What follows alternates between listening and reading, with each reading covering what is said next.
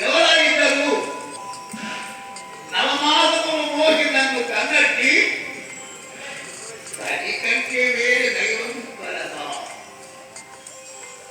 వేదాలు, శాస్త్రాలు, పురాణాలు ఘోషించే తల్లి ఏమమ్మా నువ్వు వెళ్ళిపోతున్నావు అని ఒక అమ్మాయిని అడిగితే మా మామగారింటికి లేదా మా తండ్రి గారింటికి పోతున్నాను అంటే తల్లి గారింటికి పోతున్నా అంటారు లేదా అత్తగారింటికి అంటారు తప్ప మా మామగారింటికి అంటారు.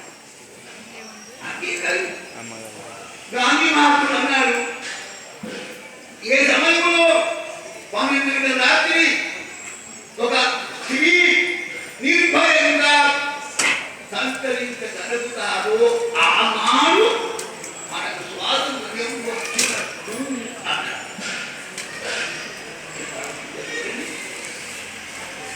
అయితే కొంతమంది దుర్మార్గులు తల్లిదండ్రులు ద్వేషించేవాడు ఎప్పుడు కష్టపడుతుంటే ఆ మనకేరున్న రేపు వారిని కార్యకర్త ఇటువంటి చేస్తూ పెట్టుకోవచ్చు.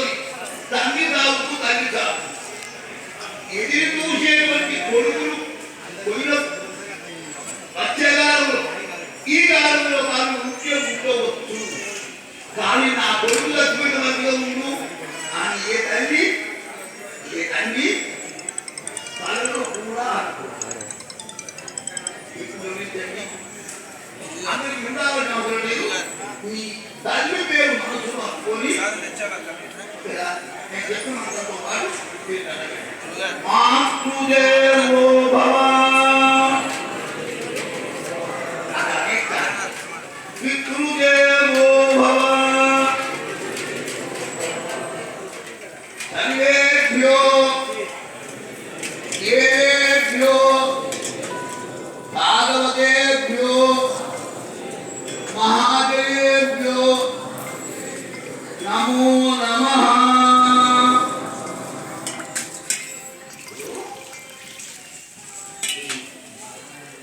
రకరకాల ప్రభుత్వం, రకరకాల కోరికలు, రకరకాల అభివృద్ధులు కానీ ఈ అన్నిటికీ కేంద్ర బిందువు ఒక్కటే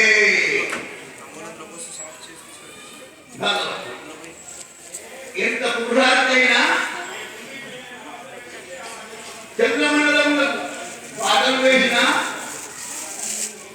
ఎంత పురుషార్థం చేసినా చివరిగా భగవంతుని దయ లేదు లేదా ఉన్నది అంటే తప్ప శాంతి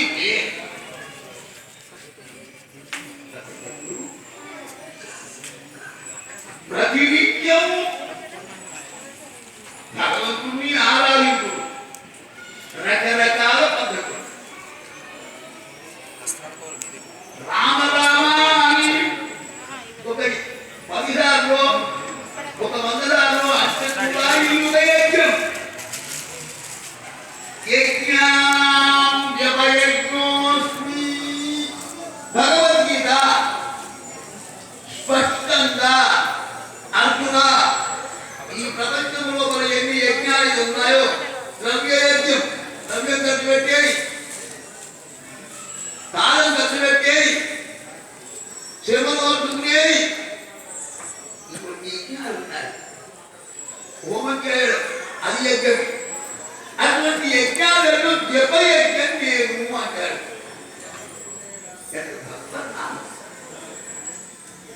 రైతు నాగలి దుంటూ ఉంటే రైతు భార్య ఓడి నింద విత్తనాలు కొనుక్కొని ఒక్కొక్క విత్తు దారిని ముట్టుకుపోతుంటాడు. ఒక విత్తును నామం మొదలు మీదికి వచ్చేటట్టు పెట్టాలి అంటే ఏమనిది కాదు. చక్కల పడ్డది ముందుకెళ్తుంది, వంకాయ పడ్డది ముందుకెళ్తుంది, బోర్లో పడ్డది ముందుకెళ్తుంది.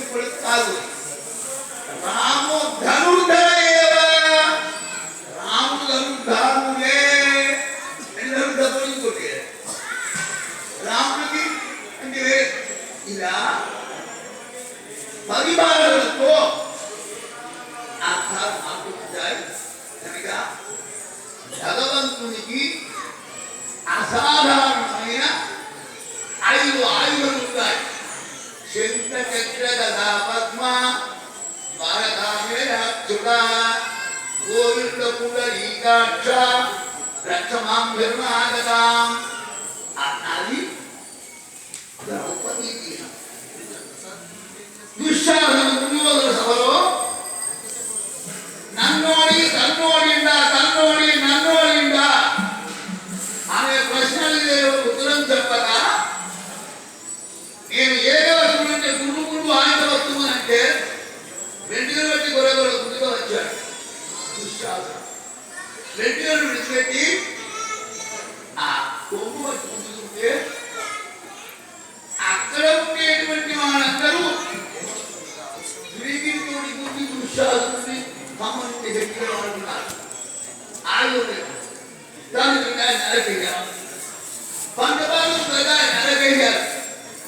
ద్రౌపది చూసింది, ఇప్పుడు ఎవరు నన్ను రక్షించేవాళ్ళు లేరు, నా మానం కాపాడాలంటే అనే ఒక విశ్వాసం పెట్టుకొని విశ్వాసపూర్వకంగా గోవిందా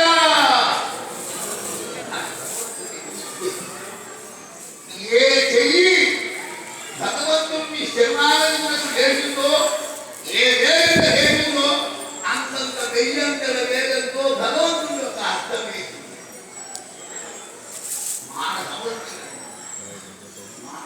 కాలేదు అలా భగవంతునికే తప్ప ఇతరులైనటువంటి సుదర్శనం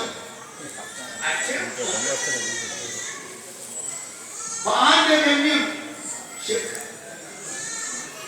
కళ నందగమని ఖడ్గం ఇటువంటి ఆయుధాలలో సుదర్శన అంగం మిగతా ఆయుధాలన్నీ భగవంతుని దగ్గర ఉన్నప్పుడే పనిచేస్తాయి, భగవంతుని విడిచిపెట్టి పని చేయాలి. సుదర్శనం అలా కాదు, వాళ్ళు ఊళ్ళో కమ్ములు ఎక్కడ దాగుతుంది కాక, నీళ్ళలో దాగుతుంది కాక, ఆకాశంలో ఉన్నది కాక, అక్కడికి చేరి కాలాలను కొంతమంది మనం ఏమనుకుంటాం, ఇలా చెట్లకు దింపి ఇలా పిలిస్తే పోతుంది. అలా ఎట్ట పోతుందండి, అటు పోదండి పోవచ్చు, ఒక కిలోమీటర్ పోతున్నాం. కానీ మళ్ళీ ఇటువైంది అంటే తిందాం పద ప్రాణం ఉన్నట్టే కదా. ఇటువైంది అంటే ఉల్వాసుడు వెంట పడితే ఉల్లోదాలు తిరిగాడు, తిరిగి తిరిగి మళ్ళీ అబ్బరిక మహారాజుకి వస్తేనే అతను భగవత్ భక్తుడు కనుక నేను అభయమిస్తున్నా అనిపిస్తున్నా.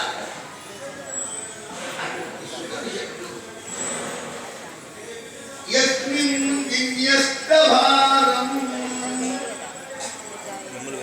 వైకుంఠంలో లక్ష్మీనారాయణుడు, లక్ష్మీ విడిచి నారాయణుడు కానీ నారాయణుడి విడిచి లక్ష్మి కానీ ఉండవు. సూర్యుడి కాదు పుష్పం, పుష్పులతో పరిమళం. సూర్యుని విడిచిపెట్టి పరిమళం ఉండదు, పరిమళం విడిచిపెట్టి పువ్వు ఉండదు.